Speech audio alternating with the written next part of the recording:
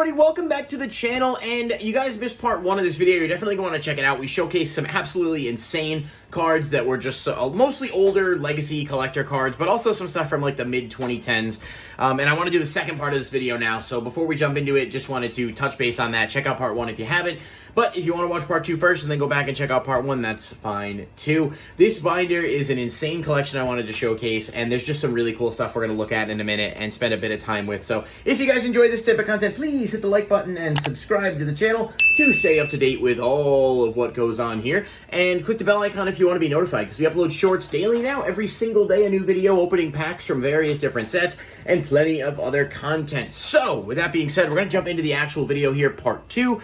First one did pretty well. You can already see where this is going to go, right? So this is pretty much the extra deck portion of the binder. So this video may be a tad shorter, but it's definitely going to have some of the absolutely craziest stuff from Yu-Gi-Oh history. So we're just going to jump right into it here, right? We're going to start off with Ancient Fairy Dragon, one of my absolute favorite Ghost Rares. I got to be super careful with this. I don't even like handling these, right? But look at this Ghost Rare Ancient Fairy Dragon. It is super clean. It is really, really nice. And of course, the reason it's not, graded, you do see that little ding, that one singular little, I don't know if you call it like a pen mark or something in the bottom right, but overall, this is just an absolutely incredible card. Ghost Rares are some of the nicest cards Yu-Gi-Oh's ever made, and this is certainly no exception. Just taking a look at the Ancient Fairy, and that we're going to get into more.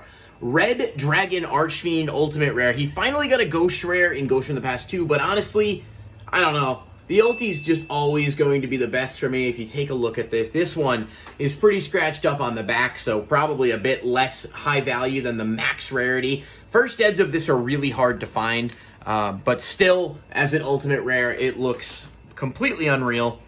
What's another one we got here is Clearwing Synchro Dragon. Really a cool Ghost Rare. This one's unlimited. It's probably on the lower end of value. Being an unlimited, I think with the Ghost Rare spike that kind of happened sort of before Ghost from the Past with the pandemic, you really saw some of these ghosts go up. Clearwing is still super cool. And of course, this one is just, this one's crazy to even really like hold and have. Ghost Rare Stardust Dragon from the Duelist Genesis. And I'm not going to take it out of the sleeve fully just for risk reasons, but if you guys don't see just like the iconic nature of this card, a first edition copy of this card is well over like $700, and I think probably more. I don't know why I slid that back in.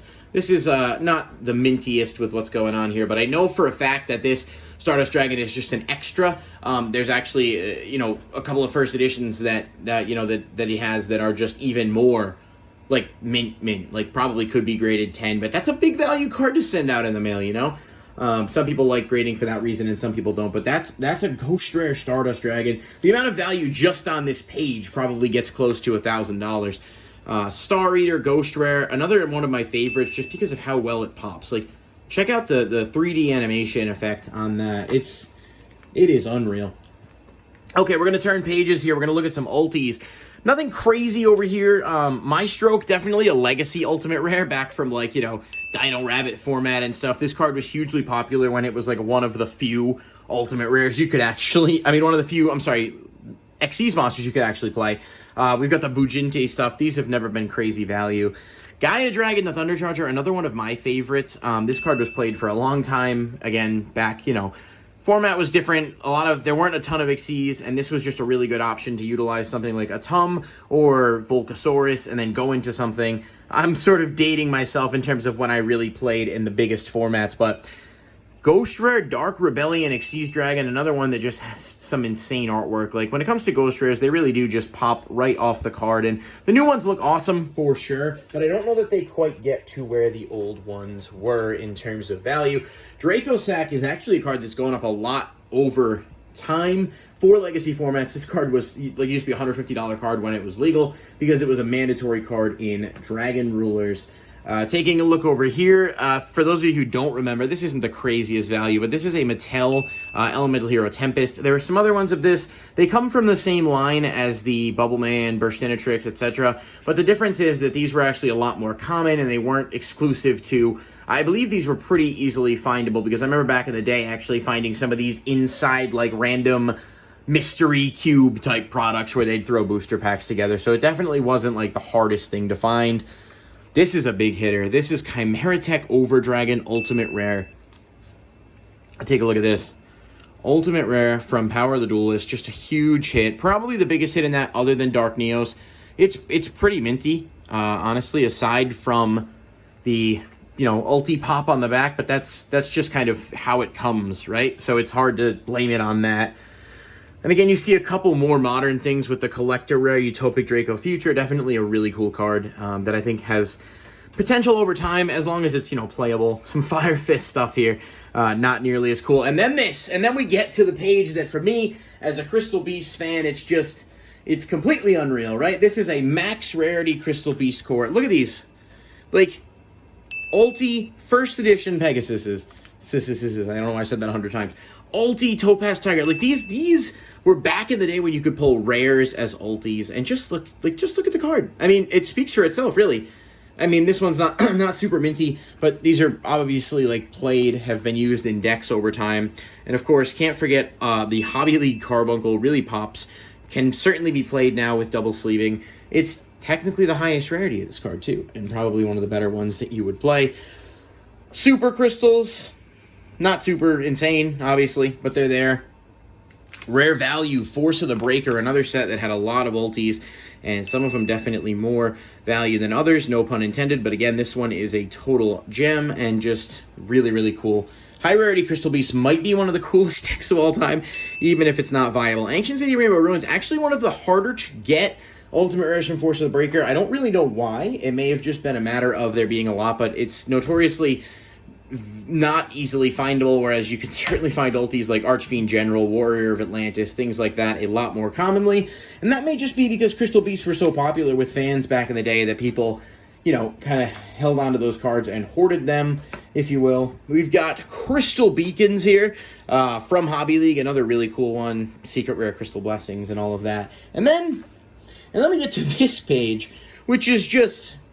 the amount of value just on this page is unreal, right? So these Rainbow Dragons on the side here are Secret Rare from Tactical Evolution. This one is First Edition with a foil bleed, so it's definitely, you know, a top-tier version of the card. I love the Secret Rare from Tactical Evolution. Pretty clean overall. You got the Advanced Darks up here, too, First Edition. People, you know, hey, someday, right? And then the new stuff comes out. But there are just, I'd like to point out there are just 8 Rainbow Dragon Secret Rares here, 3 of which are First Edition. Like, this card is easily $1,000 in First Edition, you know, for the right buyer, and just, like, you just can't, like, you know, I mean, aside from some minor scratching, and it's hard to even tell with the lighting whether or not that minor scratching is just because of, you know, packs, because of how long it's been around, but they're in absolutely insane condition. Ghost Rare Rainbow Dragon is cool, and honestly, I would never, in a million years, be able to play a First Edition card like this in a deck. I could use it for a deck profile, could never actually play it in a deck, because I would not trust to shuffle it and all of that, but you do have cards like, you know, the Unlim, still insanely cool, definitely a bit less value, for obvious reasons. And then even the Rainbow Neos, which, believe it or not, I actually got a copy of this card back in the day when I was playing Yu-Gi-Oh! as a young teen for a quarter out of someone's bulk. So this would have been 2011 maybe, and I was at a local shop and I found a Rainbow Neos in bulk. It was just in a 25-cent bulk box, and I grabbed it, and at the time it was like $2 or $3, right? So it sort of shows where the value of Ghost Rares have gone over time in just like over about 10 years, that they've spiked to the point where, like, you look at that and say, how the hell did you get something like that for 25 cents? And yeah, I wish I had kept it, honestly, because that would have been a great turnaround. So yeah, there are a total of 8 Rainbow Dragons here, plus the Rainbow Neos, and that is just an overall insane amount of cards. So yeah, I really, really enjoyed going through this. It's definitely a bit of a walk down memory lane for me, because, like, I remember so many of these cards being prevalent, what they were worth, and why they're worth so much now because of that sort of legacy. So let me know what you guys think of the video, and I'm going to go ahead and wrap it up here. Please like and comment if you enjoyed it, if you want to see more videos like this. I know there are some other collection binders we can show off, too, that may be even bigger than this in terms of value, but it's definitely bigger in terms of what we've done on the channel. So thank you guys for watching, and I'll catch you in the next video. Peace.